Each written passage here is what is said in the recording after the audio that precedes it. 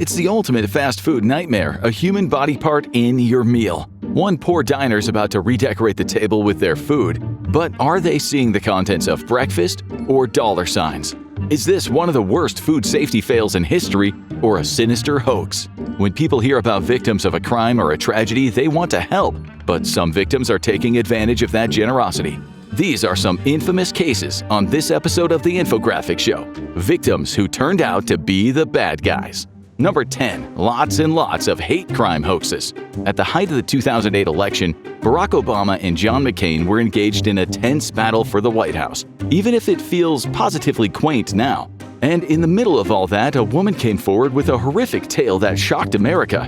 Ashley Todd, a volunteer for McCain, made a chilling claim. She had been robbed by a black man who she alleged cut a reversed B into her cheek. Conservatives across the country were outraged, but the story soon started unraveling. The cut was very shallow, more like a scrape, and polygraphs and surveillance proved she was lying. She confessed to the hoax and entered a probation program, citing mental illness. Fast forward a few years and a celebrity thought, "Hold my latte, I can top that." Jussie Smollett, the black and openly gay star of the hit show Empire, was the victim of a vicious hate crime assault in 2019. The story was shocking. He was set upon by two men who shouted slurs at him, poured bleach on him, and shouted, "This is MAGA country," referencing the pro-Trump movement. Fans were enraged, and social media erupted with messages of support for the actor. Meanwhile, police were on the case, and they soon found two suspects. Two Nigerian-American brothers were arrested and quickly admitted that Smollett hired them to stage the attack. The entire thing was an elaborate hoax to raise Smollett's profile, but it had the opposite effect. He was fired from Empire and stood trial, ultimately being sentenced to 150 days in jail, although he remains free pending appeals. But celebrities aren't just the perpetrators of hoaxes, sometimes they're the victims. Number 9. Goop on the ski slopes. It looked like a classic case of celebrity entitlement. Multi-millionaire actress and coochie candle queen Gwyneth Paltrow was out for a day of skiing. She plows into elderly Dr. Terry Sanderson, leaving him wounded on the ski slopes, and immediately glides off.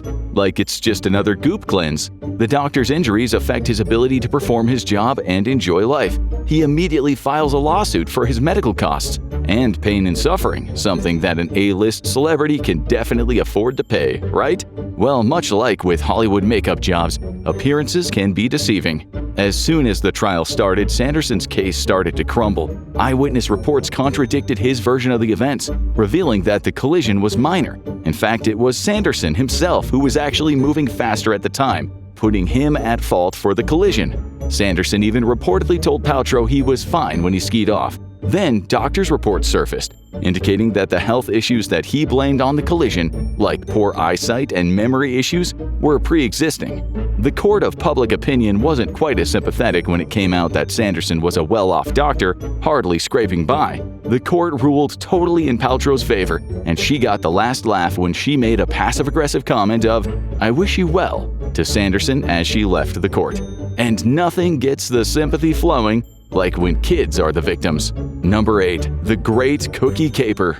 Nothing says winter is here like Girl Scout cookies. These delicious treats, sold by cheerful kids for a good cause, fill shopping centers and malls. But at one New Jersey mall, things took a shocking turn. Jessica Medina was horrified to discover that her troops' hard-earned $500 in cash and several checks had disappeared from their table. According to Medina, a man had stolen it while it was left unattended.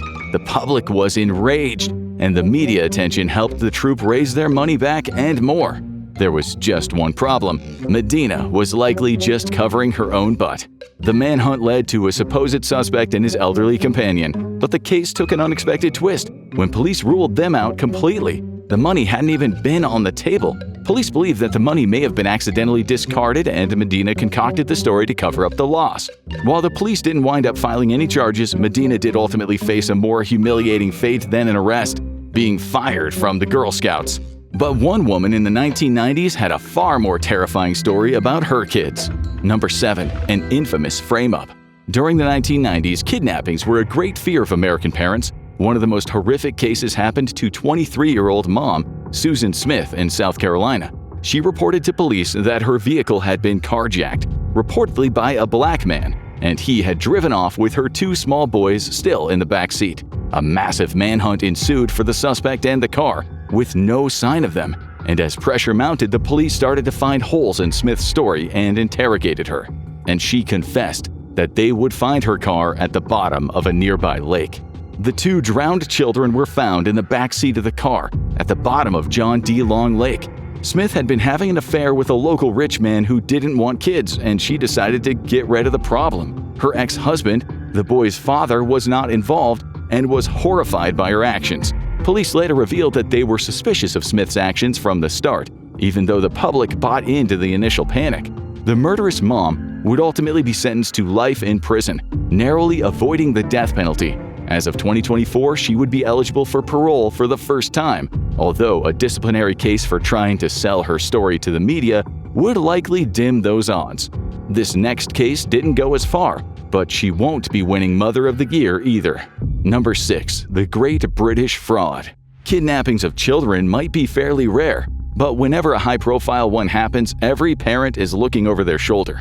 After Madeleine McCann disappeared in a still unsolved mystery, history seemed to be repeating itself in West Yorkshire, England. 9-year-old Shannon Louise Matthews disappeared on her way home from school in 2008, and the police were immediately contacted. Her mother, Karen Matthews, became the public face of the case, and the police were quickly marshaled. A massive manhunt ensued over the next 3 weeks, and a miracle happened. Shannon was found alive and well.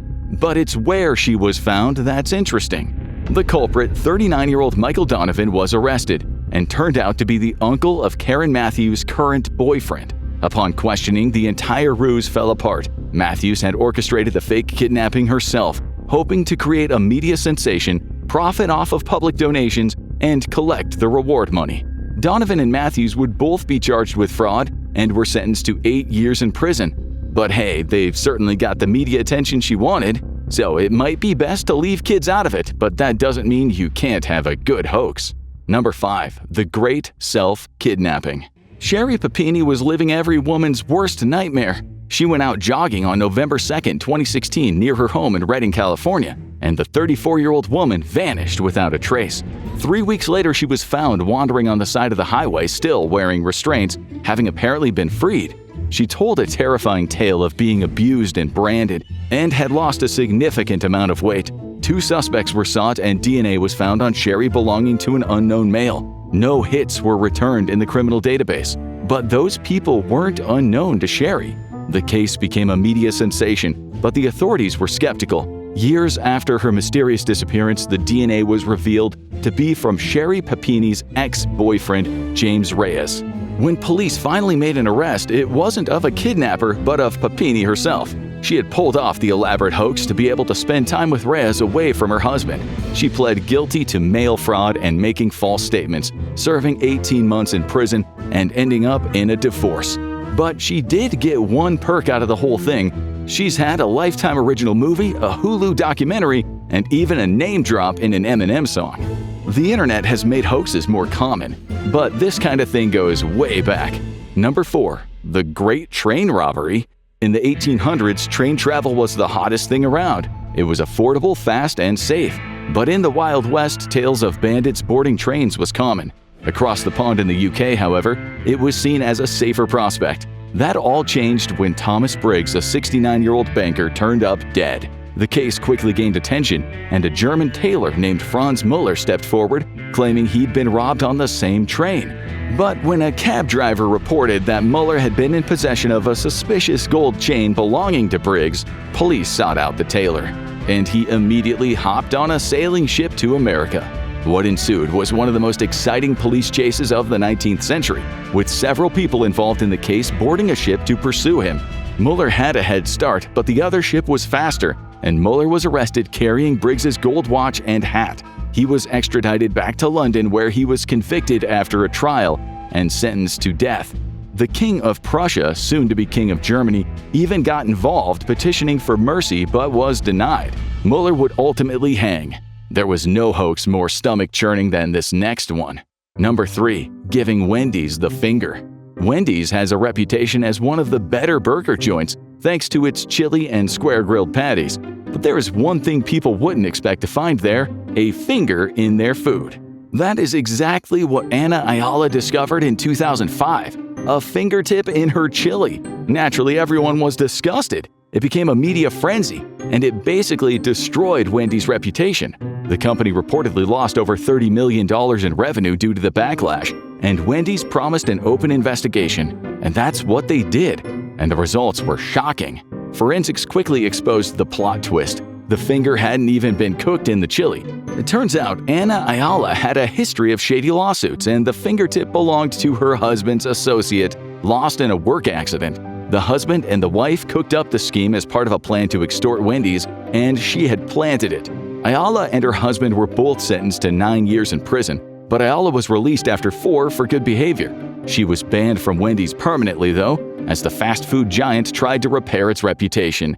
Finger-free Frosties for everyone! There's no greater sob story than one the entire country can follow along with. Number 2. The Great Balloon Hoax. It was one of the most bizarre calls ever received by the Fort Collins Police Department. A strange object was floating through the sky, looking suspiciously like a flying saucer. It turned out to be a homemade helium balloon that had been put together by Richard and Mayumi Heaney. But there was a far more disturbing twist. They claimed their 6-year-old son Falcon was on board, helplessly drifting higher in a device that was never meant to carry human life. The entire nation was gripped and watched with bated breath as helicopters and police chased down the balloon boy. It eventually landed safely, but Falcon was nowhere to be found. Early reports said that an object had fallen from the balloon and a search party was gathered, but the boy was ultimately found safely in his attic.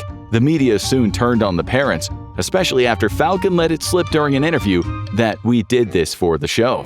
The bizarre story ended with a guilty plea, which the parents took to protect Mayumi from potential deportation as a Japanese citizen.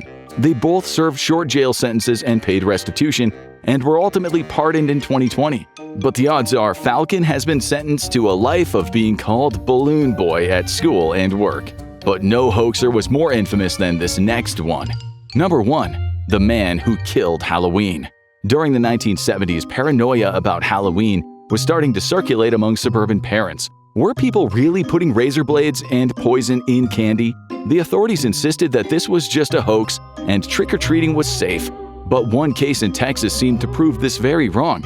Timothy O'Brien, an 8-year-old Texas boy, became sick after a trick-or-treating outing and soon died. The culprit?